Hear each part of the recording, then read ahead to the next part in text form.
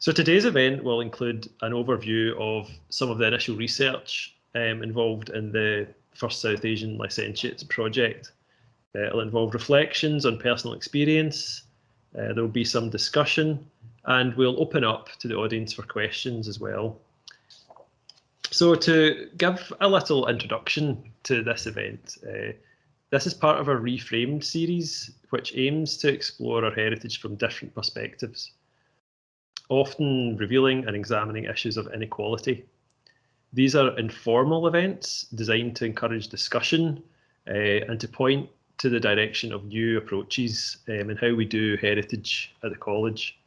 This means we don't aim to conclude the event with answers, or all of the answers, or even any of the answers, but instead to have just started a new conversation. And that's a really important fundamental principle of the Reframed series. So this event, A History of the First South Asian Licentiates, is part of the EDI and Scottish Heritage Project in partnership with Museums Galleries Scotland and the University of Strathclyde. The project aims to create new opportunities for young people of colour to engage with heritage organisations and to build capacity in anti-racist approaches to heritage. The college is one of 5 organisations hosting one of the placements, and our project with Tawil involves us delving into the college's archives to uncover the first doctors from South Asia to sit exams with the college, gain the college's post-nominals, and which would then allow them to actually practice medicine. And this is the beginning of the story of the college's member communities in South Asia, stretching back 150 years, almost exactly 150 years actually, this month, which is a really nice coincidence. Now, a big part of this story is, of course, about colonialism and the racist ideology underpinning colonialism. So this raises big, difficult questions for us to consider, and hopefully today's event can be the beginning of how we begin to address those questions. So now, Kristen is going to talk us through the medical historical context of this period in the 19th century. So I'll pass over to you, Kristen. As Ross said, my name is Kristen Hay and I'm a historian of medicine and programme developer at the college. And I'm really delighted to be talking to you all about this amazing project that Tawil's been working on, and what we hope will be a burgeoning project, that will extend beyond the EDI and Scottish Heritage placement. Going into this project and working with Tawil on creating this event, we wanted to explore the relationship between British medicine and empire, explain why practitioners would travel to Britain to train and to obtain medical licenses, and to understand the role of the college as a licensing body within this wide-reaching and global history. And as Ross said, I'm just going to give you a quick overview of the historic relationship between British medicine and South Asia, which, as we will see, is inextricably intertwined with issues of race, empire, and medical migration. So it's long been argued that medicine functions as a tool of empire, and perhaps one of the best examples of this is the so-called role of British medicine in colonial India. It is important to acknowledge that British medicine, as Douglas Haynes writes, was a political invention which, quote, extended to affirming presumed certainties about the identity of British medicine, while masking the influence of the wider world in the making of British medicine. And what he means by that is that British medicine in the 19th century was synonymous with medical and cultural superiority and colonial paternalism. Medicine was an extension of the British state, its values and its visibility within the colonies, and was thus traditionally viewed as white, Western, and often male. Although British medicine was shaped by interactions with other medical practices across the world, it nevertheless represented an ideology of homogeneity, medical prowess, and superiority. So-called British or Western medicine then had been in place in India from the 1600s with the East India Company. Yet at this time, India, much like itself, had a pluralistic medical marketplace where a number of different practitioners from different practices and disciplines practiced physic, of which only some were European doctors practicing Western-influenced medicine. Over the centuries, ad hoc attempts to spread British medicine in India were met with apathy from the EIC and resistance from Indigenous communities. whose long-standing traditional medical practices were not only considered more reliable, but were cheaper and more accessible, particularly within rural communities. And you see some examples of this in the slide there. However, from the mid-19th century, alongside similar medical reforms in Britain, the colonial government in India began a more aggressive and concerted effort to promote Western medical thought and exclude practices which were considered outside the medical orthodoxy. Despite having little government oversight in medical professionalism in Britain until 1858, the colonial government nevertheless criticised the state of medicine in India, arguing that, quote, at the commencement of Her Majesty's reign, the representatives of Hindu and Arabian medicine and a host of snake charmers and other quacks constituted the medical profession in India.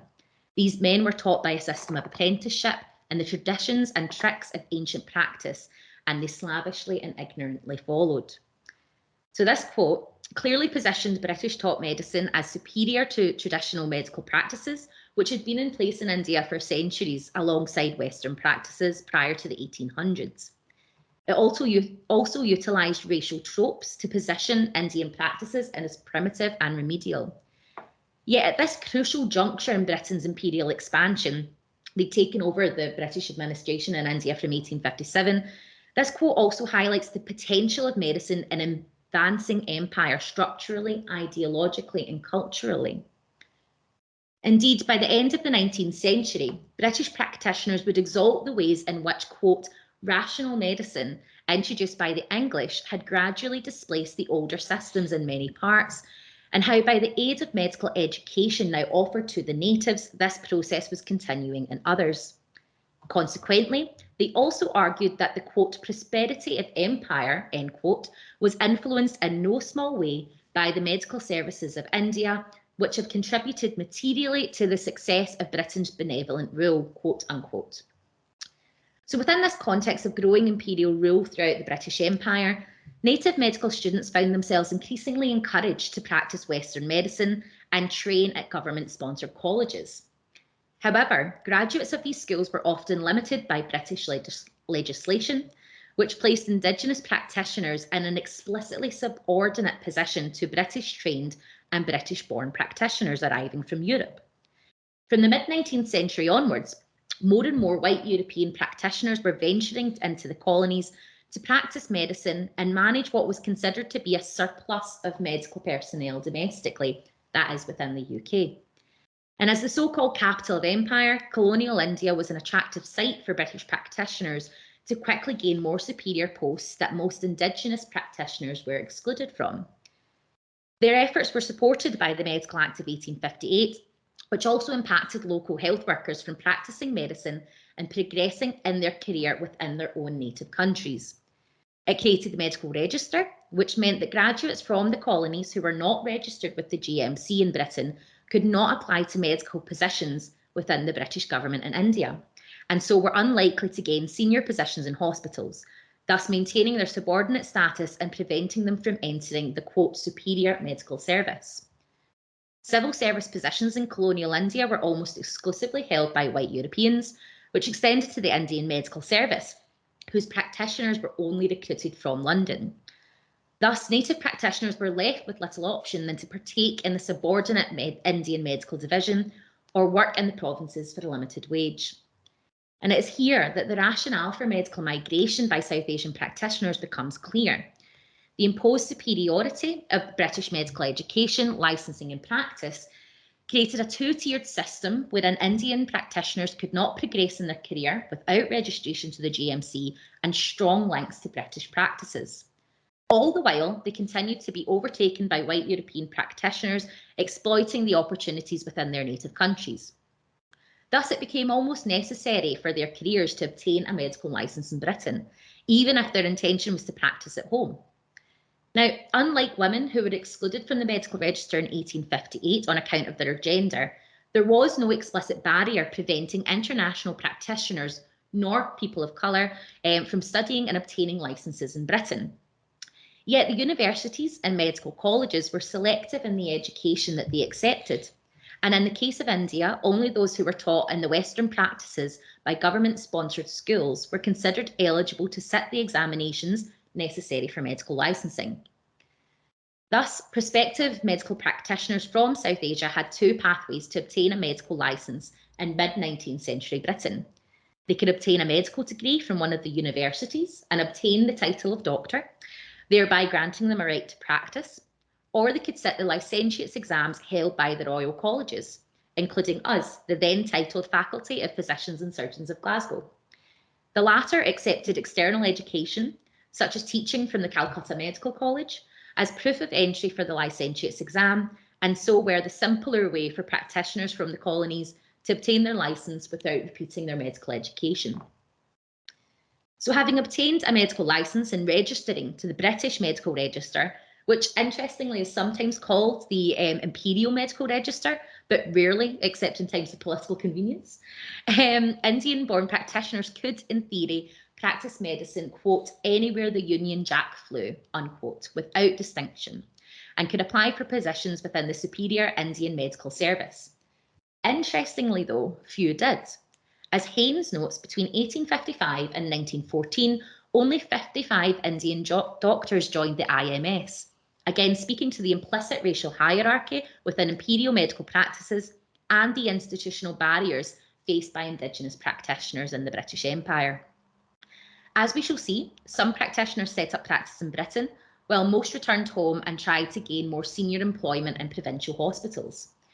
In 1896, the GMC finally accepted Indian medical degrees as qualifying them for admittance to the medical register, theoretically putting such qualifications on equal footing with British universities. Yet it remained restrictive, distinguishing such degrees as foreign or colonial, and they're both quotes, in the medical register to clearly distinguish domestic practitioners from those qualified overseas. Practitioners who travelled to Britain to gain greater employment opportunities back home overcame almost insurmountable barriers and were often from the higher classes within their respective medical communities. The vast majority of Indian medical professionals were forced to tolerate their subordinate status within the colonial state and continued their practices within rural communities. Now, despite the strong attempts by the British to remove traditional practices within colonised communities, traditional medicine, including Ayurveda, continued to be popular in India, and that highlights the growth of Western medicine at this time was limited in its reality. However, the symbolic and the structural and the cultural role of medicine as a tool of empire cannot be understated, and its influence on medical migration is clear in the growth of South Asian practitioners training in Britain from the 1870s. And with that, I think that's a really nice way for me to pass on to Tawil to tell you about his research on our first South Asian licentiates. Thank you. Thank you, Kristen, and hello, everyone. My name is Tawil, and I'm a medical student at the University of Glasgow. And I'm here on placement through the Equality, Diversity and Inclusion in Scottish Heritage Project. As Ross mentioned earlier, the aims of the project are to open up new opportunities for people of colour across Scotland to interact with heritage organisations, as well as to facilitate anti-racist approaches to heritage. As one of the students on placement through the project, my role here at the college is to parse through the archive material that they have stored here and try to unveil some of the very first South Asian doctors that were licensed here 150 years ago, and try to grasp a really basic understanding of their lives as medical migrants in the 1870s. To tell you why I'm interested in this project, I'll have to give you a little personal background about myself. I grew up in Scotland and I've lived here nearly all of my life, but I was actually born in Pakistan. My family is from a remote valley deep in the north of Pakistan, near the border with China, which you can see pictured here. It's called the Hunza Valley. It's at the crossroads of three great mountain ranges, one of these being the Himalayas. It's here that my parents grew up and later on left to pursue medical degrees in universities in central Pakistan. Many years later, we moved to Scotland when I was 4 years old. And growing up here, I was able to witness all the hurdles that they had to go through to become medical doctors in the UK. There was all the usual issues associated with emigration, such as taking care of me and my brother while finding a place to live, navigating culture shock, and learning a second language, all while having to prepare to sit a difficult and expensive exam to even begin practicing in this country. This, combined with my own experience as a medical student, is what led me to gain an initial interest in South Asian doctors through history in Britain. I wondered what challenges they had to face and how similar these were to the challenges faced by those today. Who were these people that paved the way for future immigrants like me and my parents? Even just scratching the surface of some of the stories of these people has been really exciting for me, and I want to share what I've found. In the next slide, you'll get to see how I went about researching this. This is a picture of the licentiate register. My research was largely centered around this, and it's an old index in the archives of the college that contains handwritten entries on every person licensed by the college in the late 19th century, although back then it was known as the Faculty of Physicians and Surgeons of Glasgow. With the help of the heritage team, I was able to look through this register for South Asian licentiates and note down various details about them. For example, their age or where they were educated. Through this, I was able to compile a basic list of profiles of every licentiate from 1872 till 1879. These profiles served as a solid base for which to gain further insight into the lives of these licentiates, as I was able to find commonalities and patterns between them. For example, licentiates living in the same area or having passed their exams on the same day. There were both expected and unexpected challenges for me in this project. Being a medical student made things a lot more difficult in terms of time constraints. Having to balance work at university and at the placement was at times overwhelming. Switching to remote work during the restrictions for COVID-19 was just an extra layer of stress added to the equation. One of the more unexpected challenges for me personally was trying to read the lovely but incredibly messy handwriting in the register, which goes to show it really is true about doctors' handwriting, even back in the 1870s. One thing I learned about this that really touched me, though, was that after each licentiate passed their exams, they were invited to sign their own name into the register. No matter how messy they were, knowing that these signatures had been written by the same people that this project is all about was really special for me. I'd like now to tell you a bit more about some of the licentiates in more detail. And I'll start with our first two recorded South Asian doctors to be licensed here at the college. In the next slide, you can see their entries on the licentiates register. Their names were Banka Bahari Gupta from Dhaka, Bangladesh, and Zalnur Ali Ahmed from Guwahati, India. Both were licensed on the same day, and as you can see, their entries on the register are right next to each other.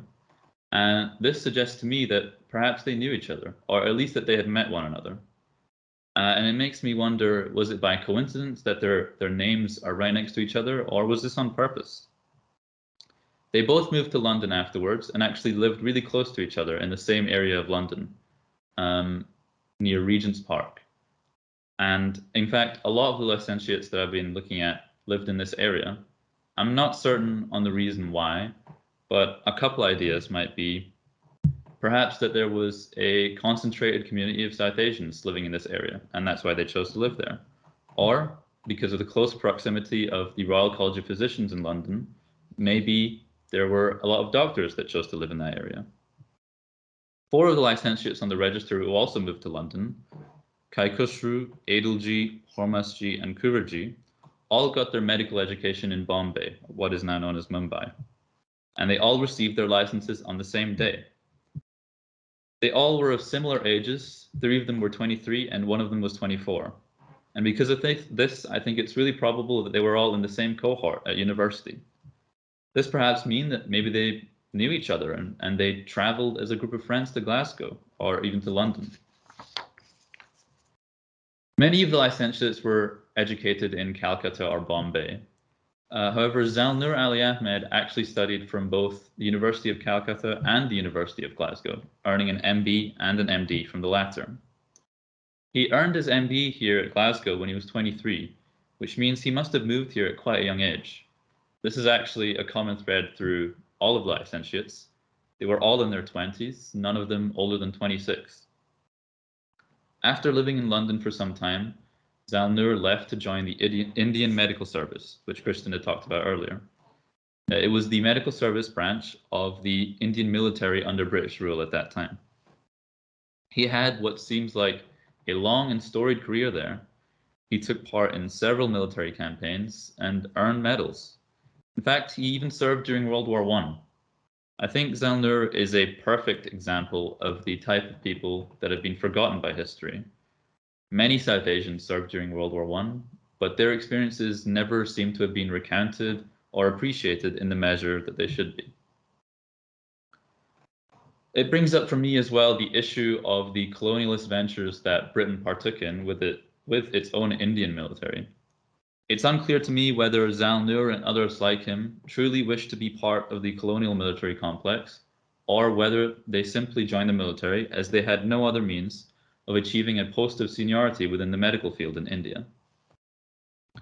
Zalnur's story, and others like it, is just scratching the surface of something much, much larger. There's so much more to unpack about these doctors and their stories, and so much more history waiting to be discovered and talked about. It's been amazing for me to work on this project and to be able to have the opportunity in taking a small part in uncovering that history. Being able to grasp even the most basic level understanding that I have about these licentiates' lives, from simple names on a page and listings in an old register, has nonetheless been incredibly exciting and enjoyable for me. Although so many questions are left unanswered, I think the important thing is that we're beginning to ask them. This project is just the beginning of the beginning, and I'm glad even to have taken this small part in paving the way for the future, for those in the future who will continue to unravel this amazing history. Thank you. Thanks so much, Tawil, for that. That was amazing, and for sharing your work in progress. And it is just the beginning, but it's such an important beginning, and it's a small step, but your contribution to it has been massive, which is incredible given you're a medical student, you're doing the placement, on top of that, and it's such a short placement as well. It's only 8 weeks, and it ends pretty much this week, I suppose. So we're really keen to advance the project and take it into other areas and progress with it. So thank you. Today, this afternoon, we're also delighted to be joined by, of course, 2 practicing clinicians of South Asian heritage, and who are both members of the college, members of our inclusion advisory group. So we'll begin with Thisara, who's going to reflect on his experience and background. So I'll pass over to you, Thisara. Thank you. It's a pleasure being able to join this meeting and share my personal experience. So what I thought of doing first is just to tell a little bit about myself, and then go on and describe some history from my family, and then describe the background of medical education in Sri Lanka. So at the moment, I'm a practicing orthopedic surgeon as a specialty doctor in the west of Scotland in a hospital called Ayr Hospital. And the way that I ended up in the UK from Sri Lanka, which is the country of my origin, is in order to complete my board registration. So the Sri Lankan College of Surgeons conduct an exit exam for surgical trainees called the Master of Surgery examination. At the end of that, you become a senior registrar, and you're expected to complete a certain number of years depending on the specialty that you're involved in, locally training yourself. And then because of our historical ties, because of the British Empire, to the Royal College of Surgeons of England, we are still expected to complete an international or a component of foreign training. So my purpose of coming to the UK was to complete my board registration as a consultant in Sri Lanka, to complete that component of my training. So that's how I ended up in the UK. So I'm not going to go into much detail about that. So from my own family perspective, my father's great uncle. So my grandfather's uncle was one of the first licentiates from the Royal College of Surgeons of England, because Sri Lanka, the Sri Lankan medical practice was closely affiliated to the Royal College of Surgeons of England and the Royal College of Physicians of England. And that brings us into medical education in Sri Lanka. And one of the first medical colleges to be established within the empire in the South Asian region was the Colombo Medical School, which was established in 1870. And Kirsty, could I have the first slide, please? So this is the sort of logo of the college. As from 1870, which hasn't changed at all. So it has a native background and depicts the anchor and the serpent, which is the typical way of depicting anything related to medicine, I presume. So this school was established in 1870 in Colombo in order to educate the local population in medicine, because there was a huge outbreak of malaria in the country as well as in the region, which needed medical personnel to deal with it. So because of that reason, the British government at that time decided that local recruitment will be required. Hence, the medical school was established in 1870. Next slide, please, Kirsty. So this is the college as it is now, and some of the buildings were there in 1870 as well. And one of them is the clock tower that you see, which was built in somewhere around 1871 to commemorate the first principal of the school, Professor Laycock, who was a professor of physiology at that time. So the clock tower is to date known as Cock's Clock Tower. Next slide, please. So the building at the front facing the road is the administration block, which was built in 1952 after the independence of Sri Lanka in 1948.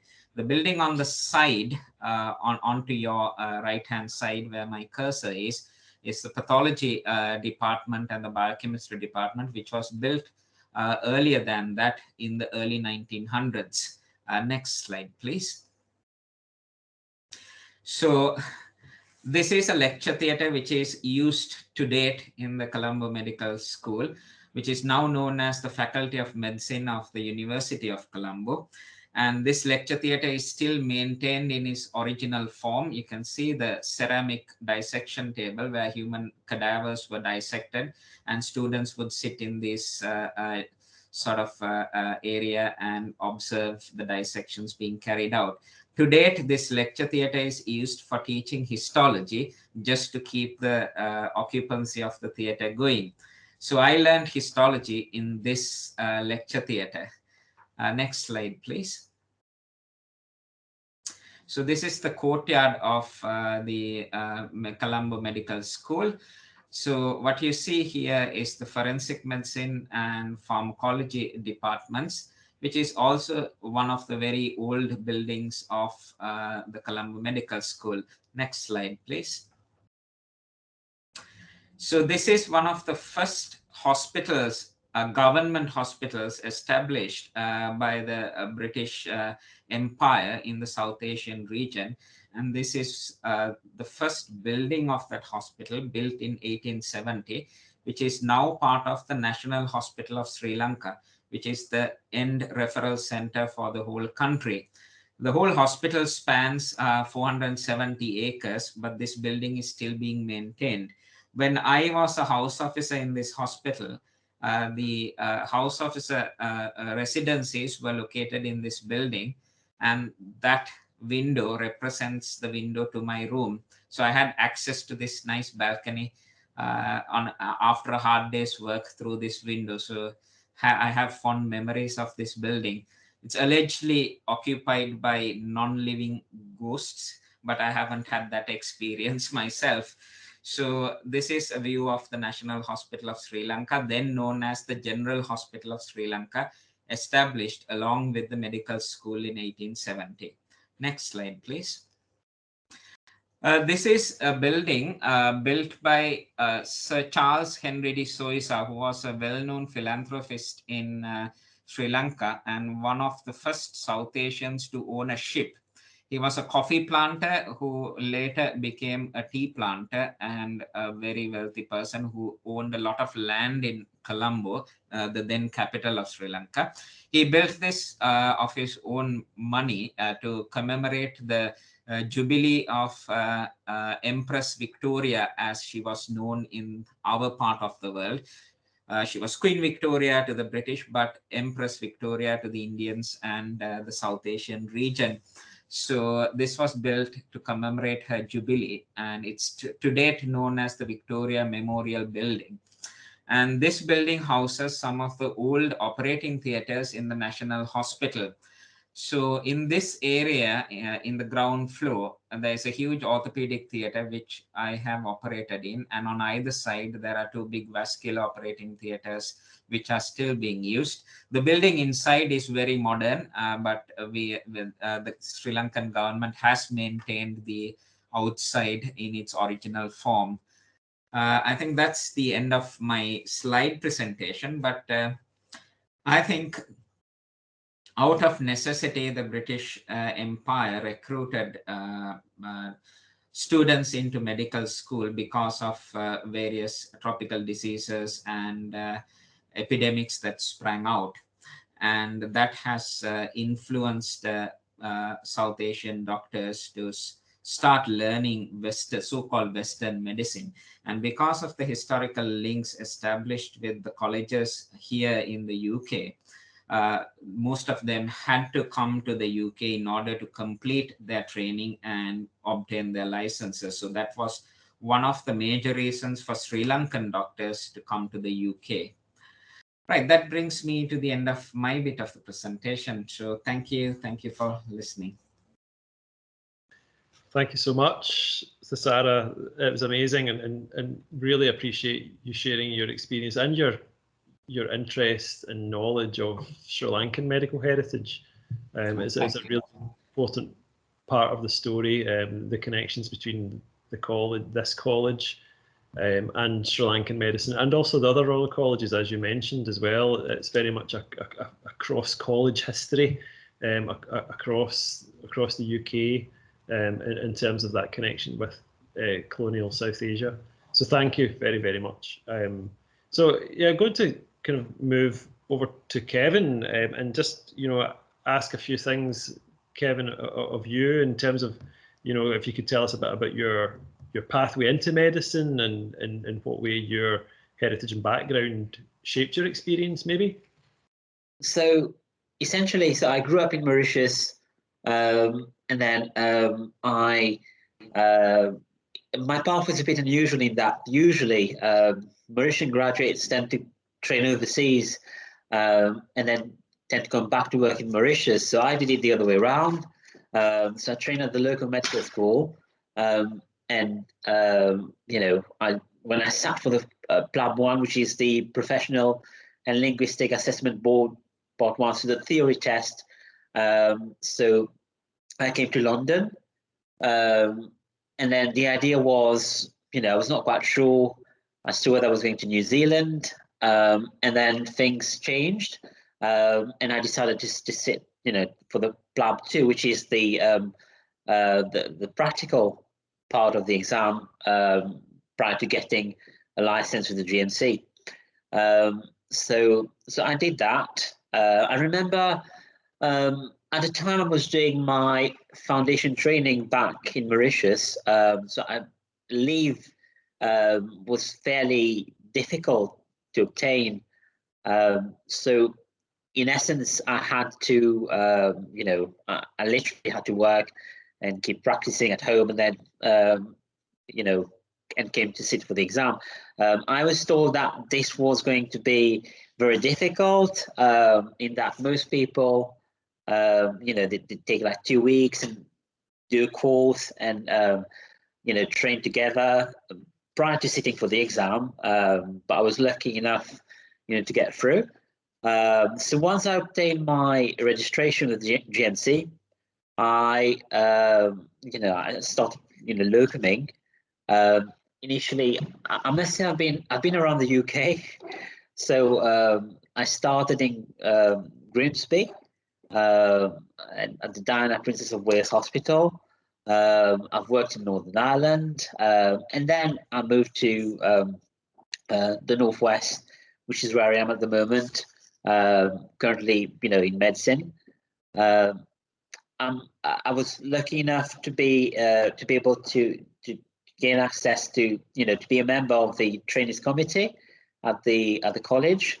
I'm part of the well-being subgroup, and I'm also part of the inclusion advisory group as well, which is quite I find it quite exciting because there's loads of projects that are ongoing, and yeah, so that's a bit of me really. So I think it's so important for us as part of this project and where it goes next is to hear the contemporary stories of medical migration as well. It's such a key part of the overall story, starting 150 years ago and telling those stories, but really bringing that story right up to date. It's so important, and none of those stories have been told so far at all, and that's why the project as a whole is so essential, and getting your input both today and hopefully in the future as well is going to be really important. So really appreciate you coming along today and chatting to us. And I knew I've met you in the Inclusion Advisory Group, but I didn't realise you were so engaged in other groups as well within the college. You're really very so involved, which is amazing. So thanks for that. I think what we can do now is really kind of open up the event for a bit of discussion. We certainly have a few questions, that for the audience, for our panel. One of the things that came out of Kristen, of your talk a wee bit, was about those attitudes towards South Asian doctors from the British Empire and Britain. I wonder if you could say any more about that, if you have any more that you could contribute on that one. Yeah, I think it's something that struck me, and we spoke about this quite a lot as a kind of team, is there's so much history about British doctors going into the colonies and going across the British Empire and then finding fame and fortune and gaining Nobel Prizes and so on. And what struck us as a team and what struck me as a historian is the complete lack of the inverse. And I think there's something that's really important about that, is when we talk about empire, we very much see it as Britain going outward. We don't really see as empire coming inward. And it's very much a one-sided relationship. And that is very typical of narratives of empire and ideas of empire, that it was very much a British expansion as opposed to a globalization. And in terms of looking at some of the attitudes towards doctors within the kind of British colonies, you really do see that kind of that racial hierarchy come through, and that white superiority. Some of the examples I use that were from the BMJ, they're so paternalistic, and it's also very hypocritical, because at the exact same time, Britain is in the exact same position. Britain does not have a formalised, established medical profession. Largely, there's attempts, and the Royal College makes a real effort to try and regulate medicine, but government oversight doesn't start until 1858 with the Medical Act. So I think that's something that's really crucial, is that when Britain's going to these places, it's not much better, but it's acting like it is, and that gives it the kind of influence that it thinks it sort of has. But yeah, it's astounding that we have anybody who did register as early as they did with us, considering the cost associated with travelling to Britain, considering the age restrictions were placed on it as well, and particularly with recruitment to the IMS. So there's definitely loads of kind of areas where we can go deeper into experiencing the trajectory of these licentiates' lives. I don't know if Tawil, you want to add in on something with that as well? Yeah, it's pretty hard to gauge on exactly sort of the attitudes, because obviously because of the empire, they have this superiority complex with these doctors, but at the same time, it seems that some people, like Zalnura was talking about earlier, really managed to go quite far in their careers and what they managed to do. And I think that's more a success story of Zalnur's part, of like triumphing over, you know, the discrimination that he faced. But I'm sure that there were people that must have helped him, you know, and maybe it was that like my community in London or in Glasgow that helped him travel here or back home. So yeah, just really excited to see who those people might be. Thassara, did you want to come in on that question specifically? Yes, Ross, I just thought I'll add a little bit to what was already mentioned. See, this attitude of imperialism and the white superiority side of things. So, especially in Sri Lanka and also in the greater part of South Asia, there were systems already in place from a medical perspective for treating the sick, from an administrative perspective, and various aspects of society. So there was a system of governance, there was a system that the society followed, which was not properly understood by the Western population, and especially the British, who ended up sort of conquering most of these territories. So the systems were looked upon as uncivilized, and part of the spread of the empire was to civilize these societies. So, I mean, for example, if I just quote the situation of my family at that time. So my great-grandfather was one of the indigenous practitioners who practiced sort of a form of Ayurveda type of medicine in Sri Lanka. But his two sons, who were my grandfather and my grandfather's uncle, ended up being sort of part of the British system, because my grandfather was an accountant in the 1890s, early 1900s. And my grandfather's uncle was one of the first licentiates from the Royal College of Surgeons of England. So like families that already were part of a local system had to join sort of the British way of doing things somehow or the other in order to maintain their social status. So that is why most people sort of engaged with the British system in order to be part of sort of that social status. So that's another facet of this story, I suppose. Yeah, absolutely. It really is, and hearing your specific family and connectedness to that story is really, really special. And that's another, again, the kind of area that we can hopefully go down when we take the project into the next steps. So, I mean, I just want to kind of end just by saying thank you so much to the panelists, to Thassara and Kevin for joining us. You know, I know how incredibly busy you are as practicing doctors. So really appreciate your contribution. It's very much appreciated. And also thank you to Tawil for not just for today, but for the work and the placement. It's been amazing, and it's such a legacy you've left, you know, for what we're going to be doing next. It's incredible. So thank you very much, and thanks, Kristen, as well, for all your work on the project and the programme. And I'm sure you'll be involved when we do move into those next stages as well. So yeah, so thank you very much, everyone, and thanks to the audience for joining us on a Thursday afternoon. Hopefully it's not snowing where you are, it's snowing where we are. So it was great to see everyone, and hopefully see you again soon. You'll be able to catch the recording of the event and share it in the next week or so. It'll appear on our website, and we'll make sure that's shared widely with our college members, with wider public, and people who are interested in medical heritage and so on. To just add on to that, this event is part of a series, which is our Medical Heritage Programme, and our next event will be on the 21st of March, I believe, looking at the history of vaccination. But you can also keep up to date with that on our Twitter, on our Facebook page, and we do also have a heritage blog. And If there's any questions or comments that you would like to share with us after this event, please do email us. Our email's on our website, and we would love to hear from you. Just even tell us what you think. That would be really, really useful. So thank you.